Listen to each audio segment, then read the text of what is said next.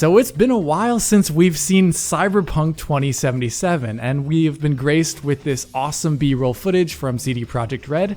And to talk about it today and the graphical stuff going on in it, I'm joined by my friend and colleague John Linneman. How you doing there, John? It's good. I'm doing good. It's been 2077 years since we last saw Cyberpunk. It's time. No, this is great. I know, right? We're looking at. You can see it right now. This is looking amazing, and this is the first time we've seen like a whole new section of the game, actually multiple sections, and really get this super pristine 4K look at the game. So yeah, I know. This footage is provided in 4K 30 FPS and at pretty high bitrate actually. And that's one of the first time we've actually seen this game at nighttime, more or less. We've usually been seeing it in the daytime or dusk. So as we go into this next scene here with V looking in the mirror, this is them using like rendered texture reflections for the mirror, it looks like, which is really interesting because not a lot of games these days tend to do it. You have like the Hitman games that do it. And there's The Last of Us Part 2 has some of that stuff as well on the mirrors. Oh, it does? Nice. So yeah. Yeah, it's not that common, is it? No. It's because like usually it's like you're more or less re-rendering the scene twice, so it has to be a small environment. And one thing I noticed that they do there is that they actually make the mirror go out after you go away from it. Yeah, that's cool. Which is kind of cool. Now, I think rather than getting into just the nitty-gritty details, we should talk about the scope of what we're seeing and just the quality of what's on display.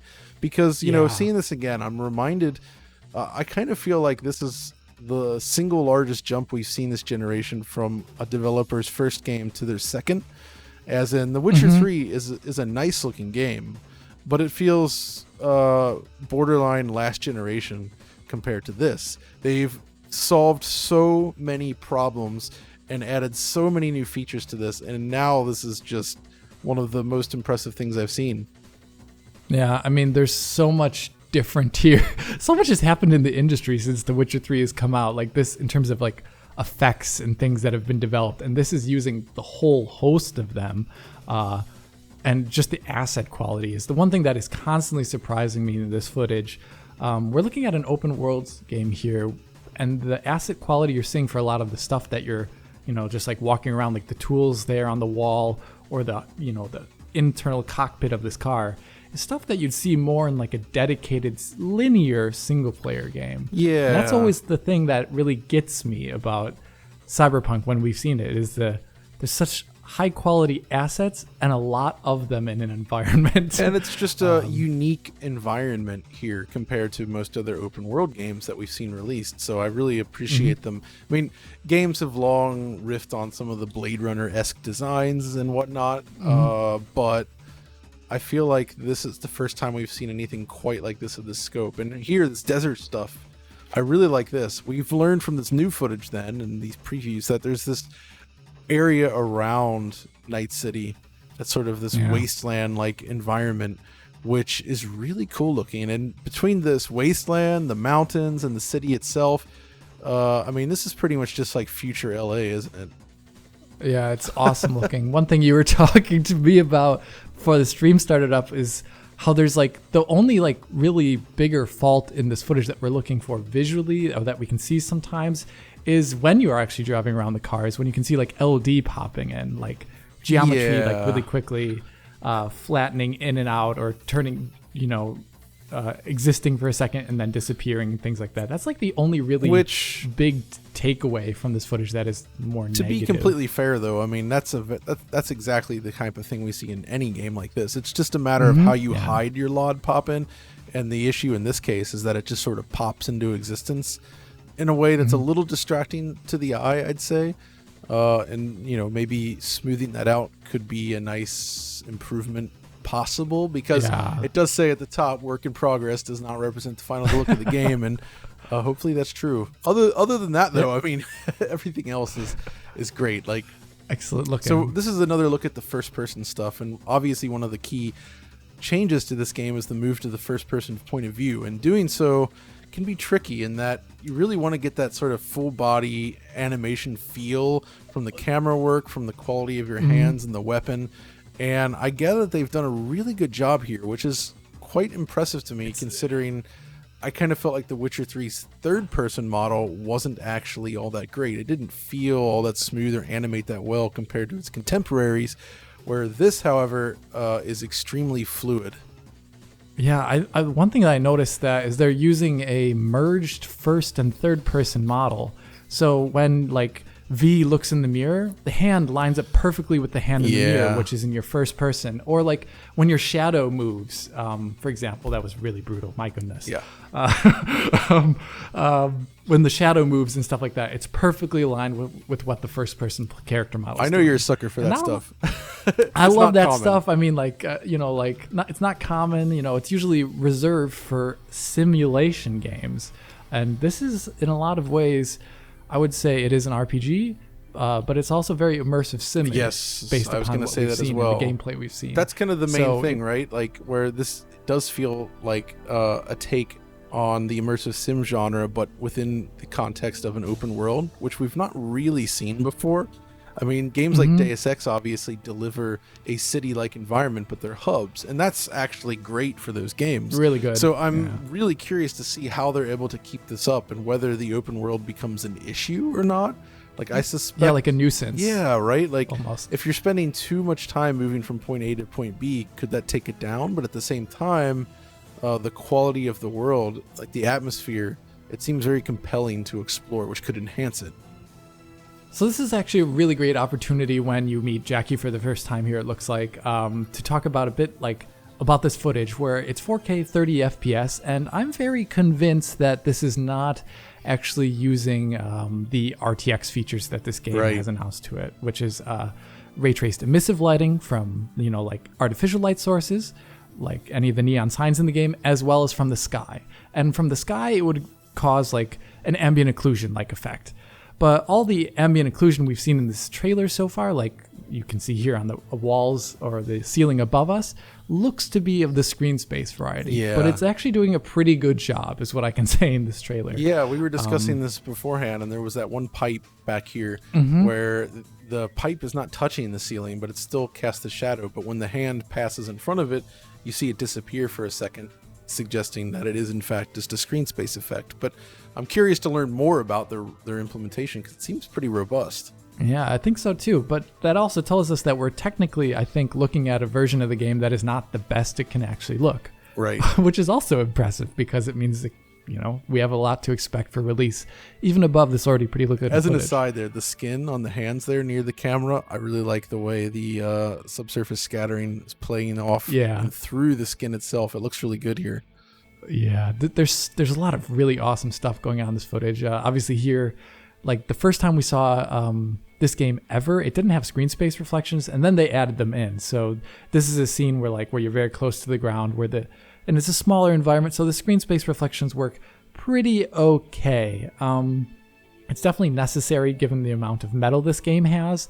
But as in a number of scenes later on, you'll see it where if everything's very metallic looking and most of the reflections are driven by screen space stuff, it can get a little janky when a lot of characters waving their arms or crossing in front of each other, which makes me, I've almost really, you were saying, John, they really should maybe consider adding RT reflections into this game as a super expensive option. Yeah, especially it's just so metally, with, we can expect that we'll see next generation RTX cards at some point in the near future, I would hope anyway. And it makes sense to offer features for the higher performance cards that are coming to market. So I don't know, we'll see. I mean, they haven't said anything new about the RTX implementation.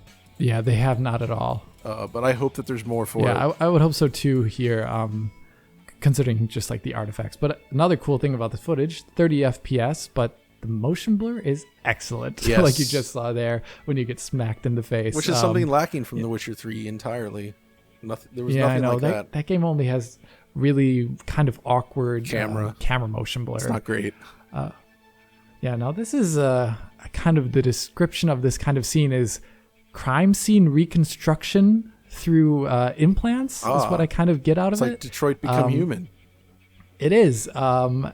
Except I don't know, you can kind of look through the eyes of people who you have access to their implants with, and you can even see things that they didn't see but their implants picked up, which is kind of interesting. So But in terms of like technical stuff in the scene that I really actually did like is I don't know how they're doing it, but when you go out into the Braindance section where you can actually view it as a crime scene and not just from the first person perspective, they have this really cool shader that applies a like pixelated effect to things in 3D space, like you'll see here. Yeah. First, I love it. This little flashback to where you're being worked on by Judy. Yeah. Excellent character model, by the way. That hair reminds me of you. What can I say? I love cyberpunk style. It's pretty dope. But this is one area that I also say is a big step up from The Witcher 3 is that the dedicated performances of the characters have a lot more nuance in them. The way she's like scrunching up her eyes there, walking around. A lot of secondary movement too. Like she's got like little belts and buckles that are like moving adjacent to her body or a secondary motion from her body. Witcher 3 had these things for like small little things, but it definitely wasn't integrated so I'd love to know holistically more about it model. though, like what their approach, because you have to create so much animation for a game like this. Like what is their approach to it? I don't know. I honestly don't know, because this is gonna be in a lot of ways as big as The Witcher 3 in terms of like probably how much branching story there is and how many dialogue sequences there are. Especially since it's all in first person as well, so you get closer.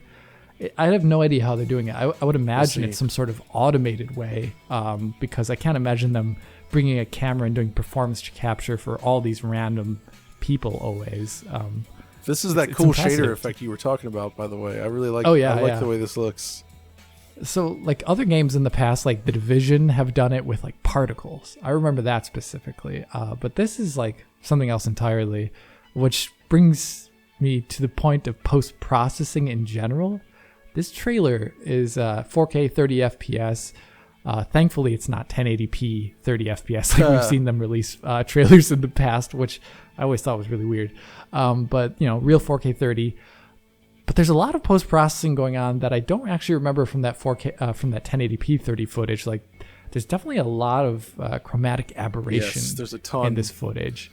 There's a real big ton of it. Like it almost feels like I like it. I think it works in this game, but I suspect that they'll have an option in the menu because I know not everybody is fond of it. For me, it really just depends on the game. Like it worked really well in Alien Isolation with its sort of lo-fi design, and then it also being what the themes of this game are, it also somehow kind of works here as well. I'd agree too. And it's kind of funny. The Witcher 3 had chromatic aberration now that I think about it. But in this game, it's actually pretty invasive on the left and right-hand sides of the screen. You'll see it kind of like forming an oval in the middle. But it almost looks like depth of field because it's so strong on the edges. I guess with a higher FOV that you could probably set on PC, it wouldn't be that big of a deal. But I hope that it's also a disableable option on consoles. And, watching this footage, I think you and I have said this a bunch of times over the last couple of years. We're still having a pretty hard time understanding how this game will run on the base machines. Yeah, that's actually an interesting part of the discussion, isn't it? Because it has the density and detail of a linear, more scripted game, or something like I was saying Deus Ex: Mankind Divided, which is unbelievably detailed, especially in like Gollum City, just a beautiful place. But of course, it is not a game of this scale, and that's really what's so remarkable here, is that you're getting that level of detail of a game like that, or more so, but you're doing it you're doing it within this massive open world, which is not something I feel like we've entirely seen before, especially on these machines. I mean, some of Ubisoft stuff has been really detailed for sure, but not like this. Not with so many unique individual props in every scene, and each prop seems to be of high detail with lots of both texture and triangles and all kinds of stuff. Like it's impressive. Yeah, I that's the thing that like, I'm wondering about the sacrifices that are needed to run this at a decent frame rate, but then actually have the game maintain its visual identity. Yeah, that's where the next generational difference matters the most. Obviously, you can scale the game down pretty high just by like adjusting shadow resolution, adjusting texture resolution, reducing the quality of post-processing, or getting rid of it entirely.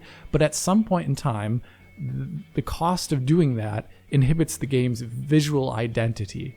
And you can see this sometimes happening on Switch ports, I guess, like you talked about really recently about the Outer World. So Outer World. I find it hard to believe that it would be that bad, though.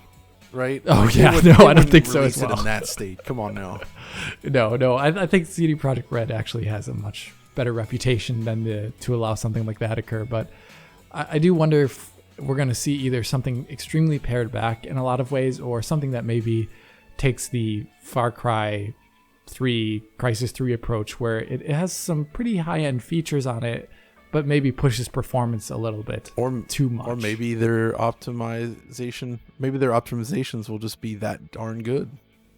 That would be excellent. I don't know about that. I mean, The Witcher 3, even though it decidedly looks not as good as this game, had some performance problems on consoles when it launched and took a while. Which I guess is actually an interesting point, because they really improved that game with post-launch support, which was commendable. Now, okay, this scene, I love the look of this area here with that sort of like, it's almost like a volumetric fog in a way. In the distance there, it sort of hangs over the city, and the way those lights intersect with it. But then this section up here, after this chase begins, like this whole area actually, again, reminds me slightly of the areas around the city in Blade Runner 2049. The more deserty environments, like right here. The sense of scale with all those things stretched out along there. Although you can see some pretty obvious pop-in if you look at the one kind of to the left. It looks pretty low res, and then it's just going to click over, I think. Yep, there it goes. There it goes, right there.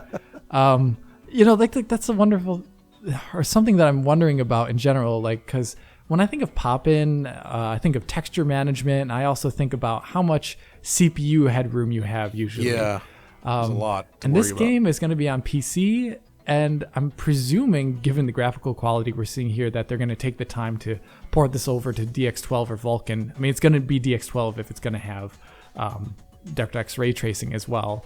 So I'm wondering how far you can actually pump these values up for things like LOD distance or texture law distance on PC. Because on The Witcher 3, if you go into the settings, you can bring your frame rate down today, even on a beast PC. Yeah, Witcher 3 is highly moddable, right? So you could do a lot of stuff with it. I assume it'll be the same here. They're kind of known for that. That'll be interesting to see.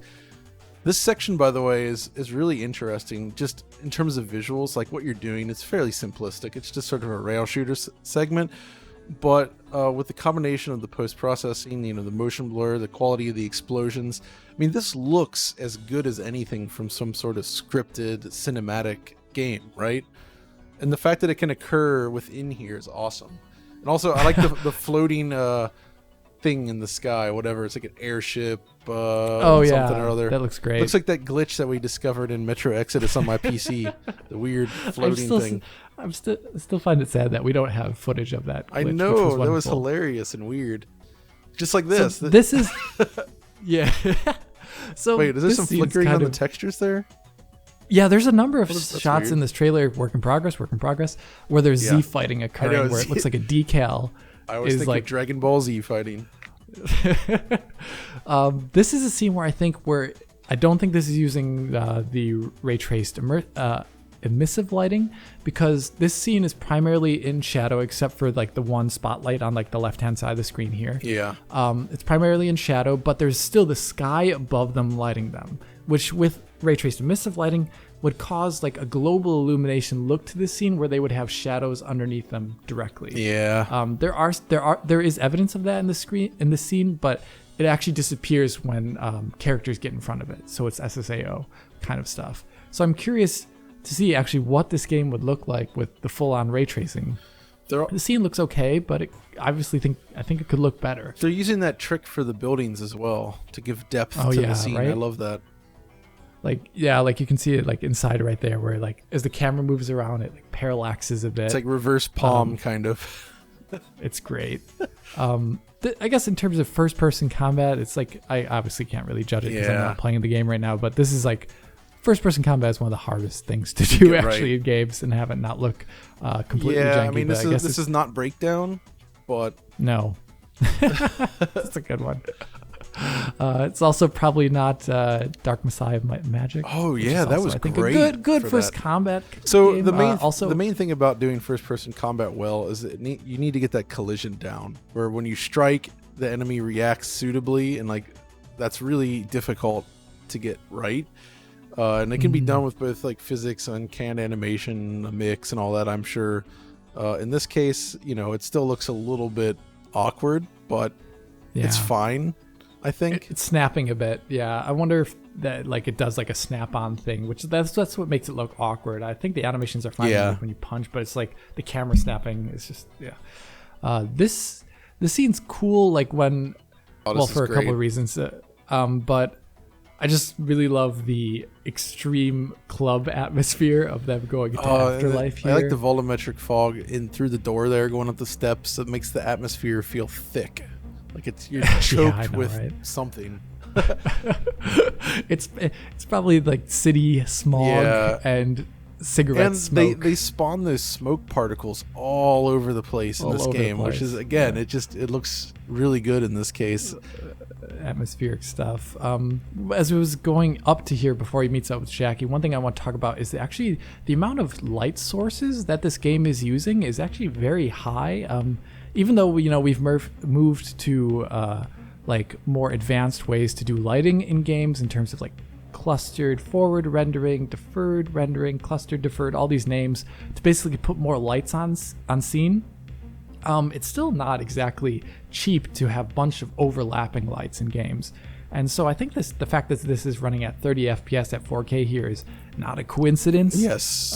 By the way, I think they didn't release 60 FPS footage for a reason, probably because a lot of these scenes are still pretty GPU heavy. I suspect that's one of the things we'll see scaled down on consoles is the number of lights per scene.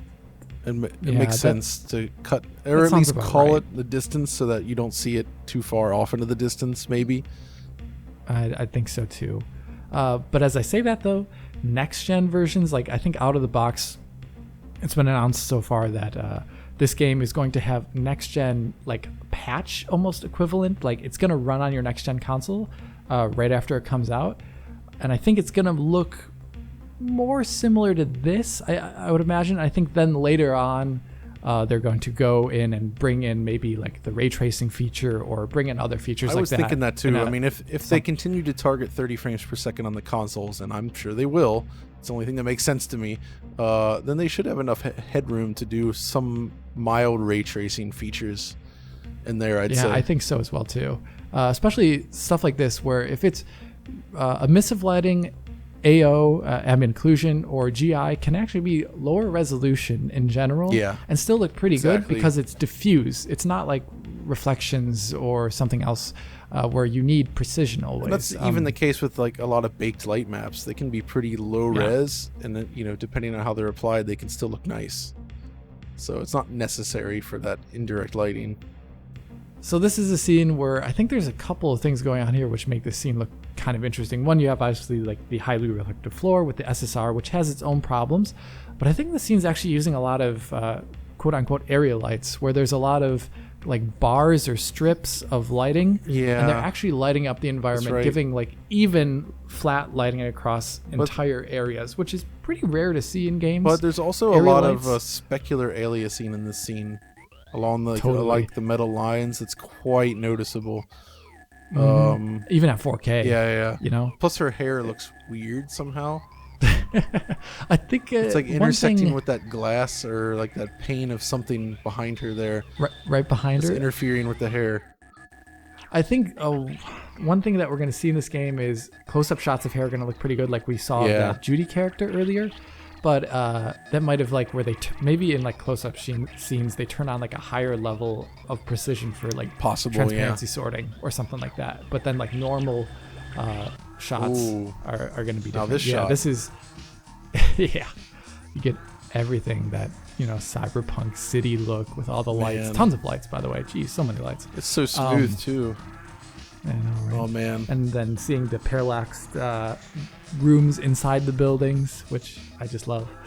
I mean, earlier. It's hard to do videos on this kind of B-roll stuff because there's only so much you can look at. But I feel like there's just still so much to talk about here, and it's just so much. We're excited because just everything about this is very appealing.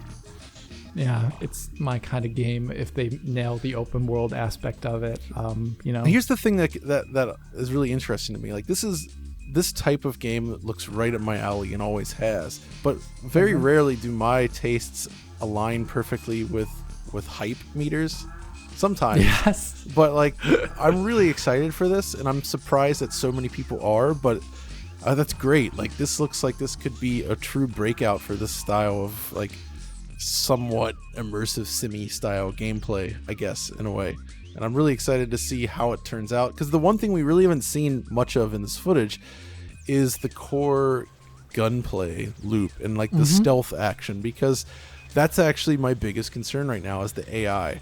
Like, because getting AI right in games like that is really difficult, and a lot of games don't get that right, and CD Projekt Red has not made a game like this before, so that's the big question. To see how it pans out. Exactly.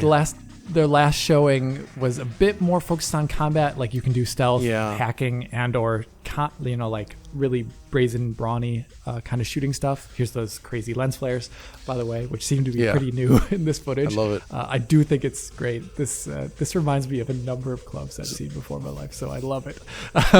But I guess it's make or break is really how the AI feels in a game like this. If it is immersive simi. But I think we're coming to the end here, John. There's so much to talk about this game, including the fact that this little booth here. Yeah. Like, I love this kind of. I love this kind of stuff.